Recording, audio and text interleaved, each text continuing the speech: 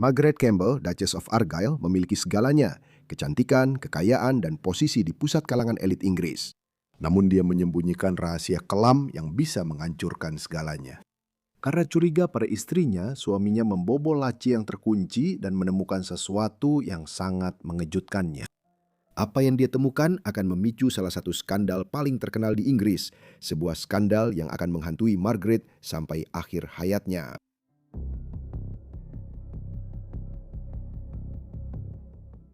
Wanita yang kelak menjadi Duchess of Argyll lahir dengan nama Ethel Margaret Wigham pada 1 Desember 1912 di Newton Mearns, sebuah kota kecil di Renfrewshire, Skotlandia Barat.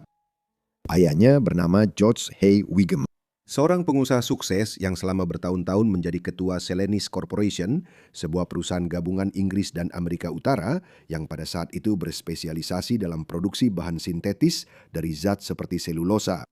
Keluarga itu pun menjadi kaya dan punya banyak koneksi. Meskipun menurut standar masa kini, mereka tidak tergolong luar biasa kaya. Ibu Margaret adalah Helen Mann Hannay.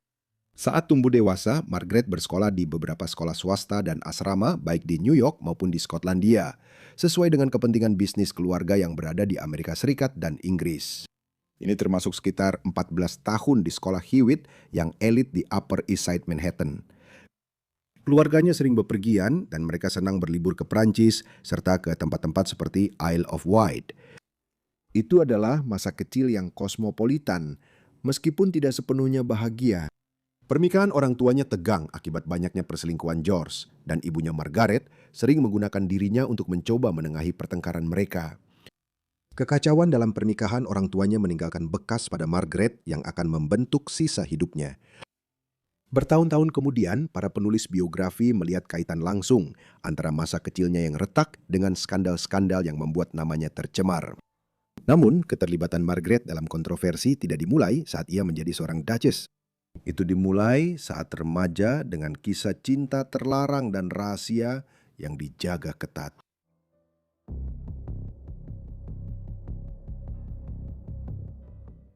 Bahkan sebelum masa debutannya, kecantikan dan pesona Margaret menarik perhatian para pengagum yang kaya raya dan berkoneksi luas. Namun di balik kemewahan itu, ada hasrat yang semakin besar untuk mengambil risiko, dan satu kisah cinta remaja akan mengubah hidupnya selamanya. Pada tahun 1928, saat sedang berlibur bersama keluarganya ke Isle of Wight, dia memulai hubungan dengan David Niven, seorang tokoh yang nantinya akan menjadi aktor terkenal dan memenangkan penghargaan Academy Award atas perannya dalam film Separate Tables pada tahun 1958. Pada saat itu, Niven berusia 18 tahun dan Margaret berusia 15 tahun.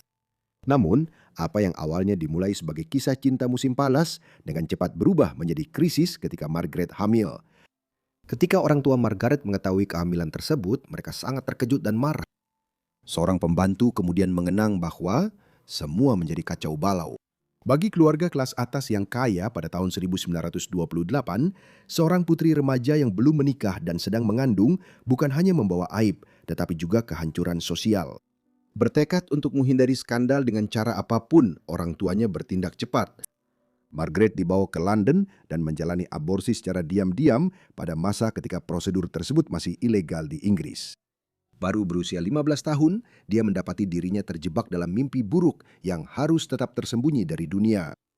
Pengalaman itu pasti sangat traumatis dan begitu dalam terkubur hingga Margaret kemudian sama sekali tidak mencantumkannya dalam memoarnya.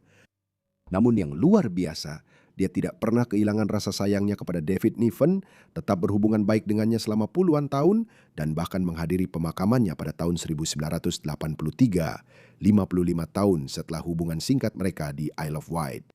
Namun jika keluarganya berharap peristiwa menyakitkan ini akan membuat Margaret lebih berhati-hati, mereka keliru. Karena skandal yang lebih besar dan kisah cinta yang jauh lebih berbahaya masih menantinya di masa depan.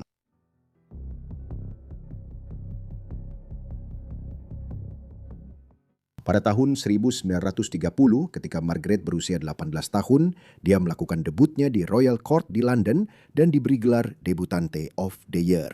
Setelah itu, dia menjadi salah satu sosialita yang paling banyak dibicarakan pada tahun 1930-an dengan memanfaatkan kecerdikannya dalam memanipulasi surat kabar tabloid dan juga memanfaatkan penampilannya yang menarik. Misalnya, Dia secara rutin muncul di majalah dan sering mendapat komentar tentang selera berpakaiannya serta gaya rambutnya. Seiring ketenarannya meningkat, jumlah pria kaya dan berpengaruh yang berusaha menarik perhatiannya juga bertambah. Di antara mereka ada Charles Greville, Earl of Warwick yang ketujuh, yang begitu tergila-gila hingga melamarnya. Margaret menerima lamaran itu dan untuk beberapa waktu tampaknya dia ditakdirkan menjadi Countess of Warwick. Namun ketika saatnya tiba, dia tiba-tiba membatalkan pernikahan itu, membuat kolom gosip masyarakat menjadi heboh. Itu adalah tanda awal bahwa Margaret tidak terlalu berniat mengikuti kebiasaan. Pada saat yang sama, dia juga dikabarkan memiliki hubungan asmara dengan Pangeran George, Adipati Kent, putra bungsu Raja George V dari Inggris, dan salah satu bujangan paling diincar di negara itu. Namun Margaret bukanlah wanita yang tetap sendiri dalam waktu lama. Gagalnya pertunangannya dengan Warwick tidak banyak menghambat kenaikannya di kalangan masyarakat kelas atas.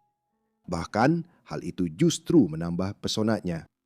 Hanya setahun setelah dia memutuskan hubungannya dengan Warwick, Margaret menikah untuk pertama kalinya. Ia menikah dengan Charles Sweeney, seorang pegolf amatir dan pialang saham yang berasal dari keluarga Irlandia Amerika yang sangat kaya. Keluarga yang menghasilkan banyak uang dari pertambangan selama zaman keemasan di akhir abad ke-19 Amerika. Dia bahkan berpindah agama menjadi Katolik Roma untuk mempermudah pernikahan tersebut. Dan upacara itu menjadi salah satu acara sosial yang paling banyak dibicarakan pada tahun 1933. Acara itu benar-benar menghentikan lalu lintas di jalan-jalan sekitar Brompton Oratory di Kensington, London, tempat pernikahan itu diadakan. Perhatian khusus tertuju pada Margaret sendiri. Gaun pengantinnya yang dirancang oleh Norman Hartnell, seorang perancang busana yang telah membuat gaun untuk para wanita keluarga kerajaan Inggris, sangat dikagumi dan hingga kini masih dipajang di Museum Victoria dan Albert di London. Itu menandai awal dari hubungan seumur hidup dengan kemewahan dan mode kelas atas. Bagi orang luar, pernikahan itu tampak memiliki segalanya. Kekayaan, status, dan kecanggihan. Namun di balik pintu tertutup, hubungan itu perlahan-lahan mulai hancur. Pernikahan itu bertahan lebih dari 14 tahun, tetapi menurut pengakuan Margaret sendiri, itu sangat tidak bahagia.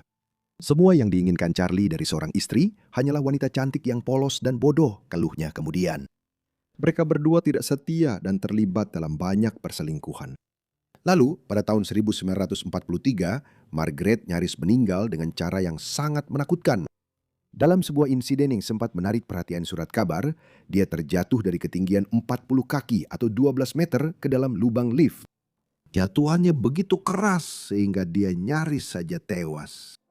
Mengenang cobaan itu beberapa tahun kemudian dia berkata, "Satu-satunya hal yang menyelamatkanku adalah kabel lift yang menahan jatuhku. Aku pasti sempat mencengkeramnya karena kemudian ditemukan bahwa semua kuku jariku tercabut. Sepertinya aku jatuh dengan bertumpu pada lututku dan bagian belakang kepalaku membentur dinding." Meskipun tampaknya itu hanyalah kecelakaan aneh, Margaret beruntung bisa selamat. Pernikahan itu akhirnya berakhir dengan perceraian pada tahun 1947. Namun bukan tanpa komplikasi, karena dia dan Charles sudah memiliki 3 anak saat itu, meskipun anak pertama mereka pada tahun 1933 lahir mati. Seorang putri, Frances Helen, dan seorang putra, Brian Charles, lahir pada tahun 1937 dan 1940. Keduanya berumur panjang. Riwayat kehamilan Margaret sangat rumit karena dia mengalami banyak keguguran serta kelahiran mati sebelum Frances lahir. Kemungkinan akibat dari cara aborsi yang dia jalani saat remaja.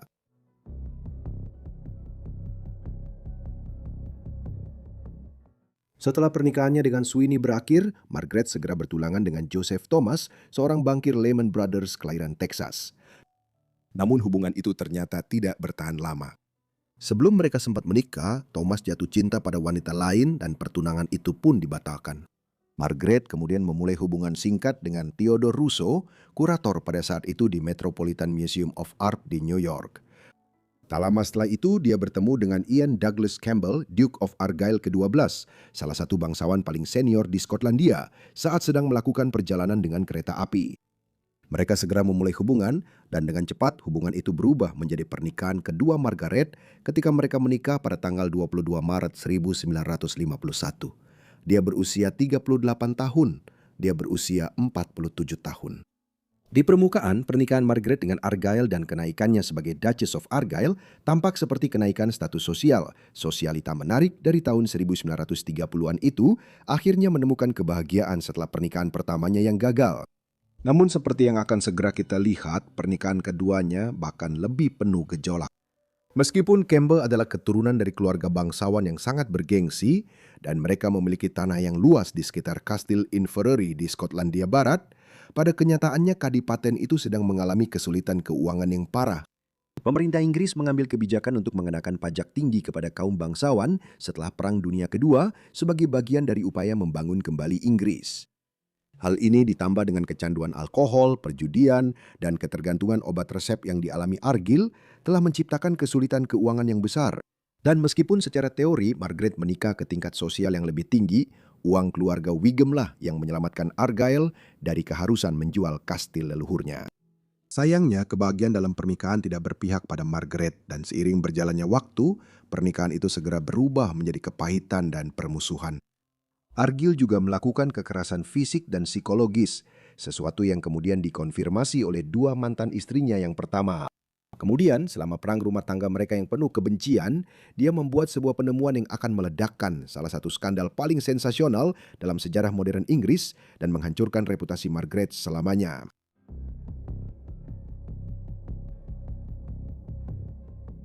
Pada awal tahun 1960-an, pernikahan Margaret hanya tinggal nama dan keduanya sedang mempertimbangkan untuk bercerai. Yakin bahwa Duchess telah berselingkuh, Argyle mengambil tindakan sendiri. Saat Margaret berada di New York, dia menyewa tukang kunci untuk membuka paksa lemari yang terkunci di rumah mereka di Mayfair. Begitu masuk, dia menemukan sekumpulan foto yang mengejutkannya dan mengkonfirmasi semua ketakutannya tentang istrinya. Dia kemudian mengajukan gugatan cerai dengan alasan perselingkuhan istrinya, berharap dia juga akan mendapatkan penyelesaian keuangan sebagai bagian dari proses tersebut.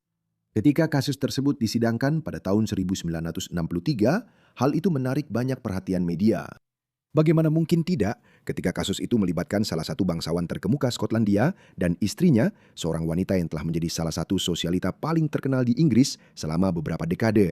Namun seberapa sensasional pun kasus itu, ledakan sesungguhnya terjadi ketika Argyll memperlihatkan foto-foto yang telah ia dapatkan. Dalam semalam, perceraian bangsawan yang sebelumnya sudah menjadi sorotan berubah menjadi obsesi nasional. Di antara gambar-gambar itu terdapat foto Polaroid yang menunjukkan sang Duchess berpose telanjang hanya mengenakan kalung mutiara 3 untai khasnya bersama seorang pria yang tidak dikenal. Foto lain menangkap dirinya sedang melakukan hubungan seksual dengan seorang kekasih yang identitasnya tidak dapat diketahui. Pada masa ketika perceraian saja masih dianggap kontroversial, hal ini sangat menghebohkan. Kasus ini kemudian berubah menjadi tontonan media, di mana semua detail sensasional dari pernikahan Argyle yang kacau dipublikasikan ke masyarakat. Tuduhan-tuduhan itu kemudian menjadi semakin sensasional. Adipati itu menuduh Margaret telah berselingkuh dengan tidak kurang dari 88 pria. Angka itu hampir pasti dilebih-lebihkan, tapi itu tidak terlalu penting bagi pers yang sudah terbuai oleh skandal tersebut. Desas-desus menyebar tentang deretan kekasih yang luar biasa, termasuk anggota keluarga kerajaan Inggris, bangsawan senior, dan menteri pemerintah. Di antara nama-nama yang disebutkan adalah Duncan Sandys, Menteri Pertahanan dan menantu Sir Winston Churchill. Setiap tuduhan baru menambah bara ke dalam api, dan tak lama kemudian Margaret dijuluki sebagai Dirty Duchess. Ketika kasus akhirnya selesai pada 8 Mei 1963, putusan tersebut terbukti sangat menghancurkan bagi Margaret. Dengan mengabulkan perceraian, hakim menyatakan bahwa bukti-bukti menunjukkan Duchess adalah wanita yang benar-benar suka berganti pasangan, yang nafsu seksualnya hanya bisa dipuaskan oleh banyak pria, dan mengecam sikapnya terhadap pernikahan sebagai sesuatu yang benar-benar tidak bermoral. Pernyataan tersebut banyak diberitakan dan memastikan bahwa skandal itu akan terus membayangi dirinya lama setelah pintu ruang sidang tertutup. Setelah berbulan-bulan mendapat sorotan media tanpa henti dan penghinaan di depan umum, penyelesaian perceraian itu pasti menjadi kelegaan yang luar biasa baginya. Margaret kemudian mengasingkan diri, mencari perlindungan untuk sementara waktu di sebuah desa terpencil di perbatasan Inggris-Skotlandia. Mungkin bagian terburuk dari perceraian dan skandal itu adalah keretakan yang ditimbulkannya antara Margaret dan putrinya, Frances. Pada tahun 1958, Frances menikah dengan Charles Manners, Adipati Rutland yang ke-10. Margaret sudah merenggangkan hubungan itu beberapa tahun sebelumnya dengan mencoba memaksa Frances membesarkan anak-anaknya sebagai penganut Katolik Roma, dan keretakan ini semakin parah selama masa perceraian. Mereka tidak berbicara selama lebih dari 2 dekade, sebuah kisah sedih di mana ibu dan anak perempuan itu sering datang ke acara sosial yang sama di London dan bahkan menolak untuk saling menyapa.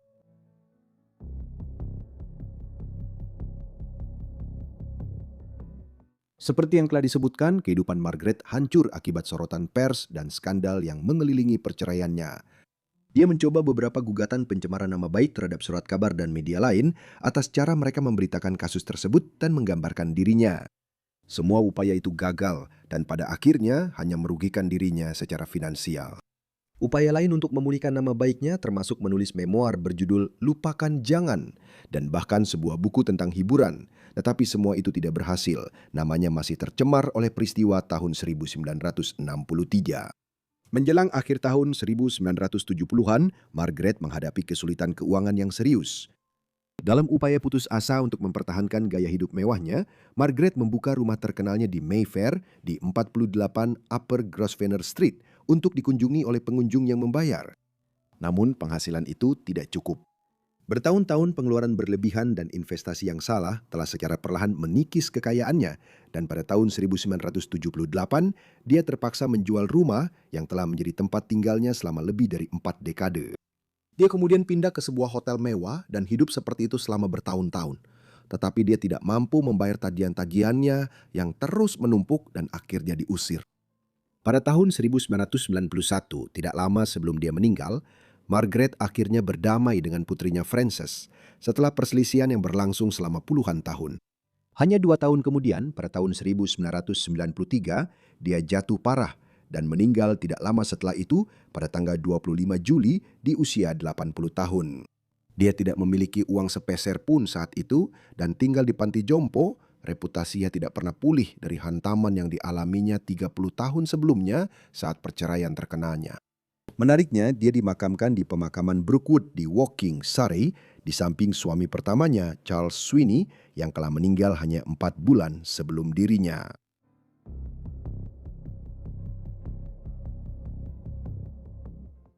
Kisah Sang Duchess menghasilkan banyak artikel surat kabar dan liputan media lainnya pada masanya, dan ketenaran buruk itu terus menimbulkan diskusi serta penggambaran tentang kehidupannya di tahun-tahun setelah 1963.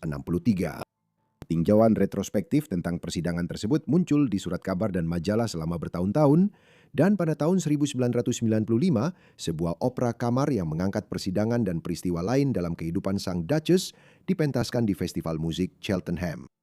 Namun, versi paling terkenal dari kisahnya adalah serial drama sejarah tahun 2021, A Very British Scandal, yang mendapat sambutan kritis yang cukup baik dan dibintangi oleh Claire Foy sebagai Sang Duchess. Dengan demikian, kisah Margaret terus menarik perhatian publik lebih dari 6 dekade setelah perceraian skandalnya terjadi. Terima kasih banyak kepada semua orang yang telah menonton video ini tentang Margaret Campbell, Duchess of Argyll. Saya harap Anda menganggapnya menarik. Beritahu saya pendapat Anda tentang video ini di kolom komentar di bawah. Dan jika Anda ingin lebih banyak orang yang penuh skandal atau tokoh-tokoh Inggris, beritahu saya juga di kolom komentar di bawah. Juga beritahu saya jika Anda punya saran lain. Dan saya harap kalian semua sudah berlangganan serta menyalakan notifikasi agar bisa mendapatkan semua video saya segera setelah saya mengunggahnya. Pokoknya itu saja dari saya, jadi sampai jumpa di Forgotten Lives berikutnya. Terima kasih.